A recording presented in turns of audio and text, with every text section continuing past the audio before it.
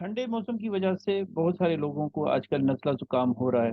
खुश्क ठंडी हवाएं चल रही हैं जिसकी वजह से बड़ों को छोटों को जुकाम हो रहा है।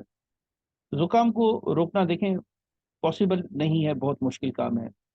किसी बच्चे को या बड़े को जुकाम हो जाए तो वो कोशिश करे कि कम से कम घर से बाहर निकले, क्योंकि ये वायरस से फैलने वाली बीमारी है तो एक से दूसरे इंसान को लग जाती है।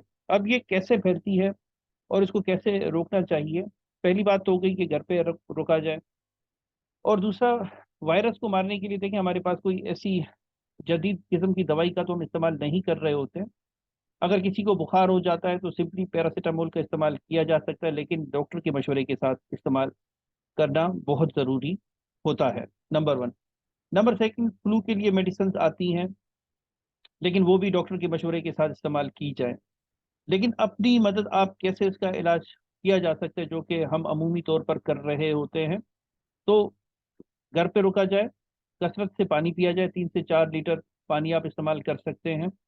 और इसके अलावा अपनी हाइजीन का ख्याल रखें। खास करके देखा ये गया है कि जब लोग छींक मार रहे होते हैं तो अपने हाथों में यूं करके छींक मारी जाती है। तो छींक मारने का जो तरीका है कार है कि अगर छींक आए तो अपने हाथ को कलाई के साथ यूं करके छींक मारते हैं। अब इसका फायदा ये है कि अगर आप किसी के साथ हाथ मिलाते हैं तो आपके हाथ साफ होते हैं। अगर हाथों में आपने यूं करके छींक मारी है तो उससे आपके हाथ इन्फेक्टेड हो गए। किसी से हाथ मिलाएंगे तो वो अगर इंसान, क्योंकि हम बार बार अपने हाथ किसी के आंखों को हाथ लगा रहे होते हैं, नाक को हाथ लगा रहे होते हैं, मुंह में उंगली डाल रहे होते हैं या कान में हाथ मार रहे होते हैं, तो इस वजह से जुकाम के फैलने का खदशा बढ़ रहा होता है।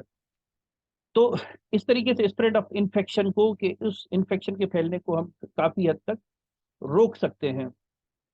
बाकी के कांटेक्ट को कम किया जाए। अगर किसी बड़े को जुकाम है तो वो कोशिश करे कि अपना थोड़ा सा फासला, 3 4 दिन का, 5 दिन का जो पीरियड है वो थोड़ा सा दूसरों के साथ डिस्टेंस पर रहे।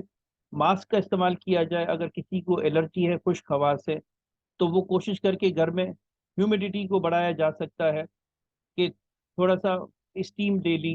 लेकिन कोशिश कीजिएगा, क्योंकि गैस की लोड शेडिंग की वजह से काफ़ी लोगों को ये मसाइल आते हैं कि एक दफ़ा गैस चली गई फिर आ गई, तो खुदा न खास्ता कोई खतरे की सिचुएशन ना बन जाए, या कि कार्बन जो जो मोनोऑक्साइड पॉइजनिंग है वो एक और खतरे की बात है। तो बहुत सारी चीज़ों का ध्यान रखते हुए अपनी सेहत का ख्याल रखें। तो मैंने सोचा कि ये छोटा सा वीडियो पैगाम है अवामी रहनुमाई के लिए आप तक पहुंचाया जाए। बहुत शुक्रिया आपके कीमती वक्त का।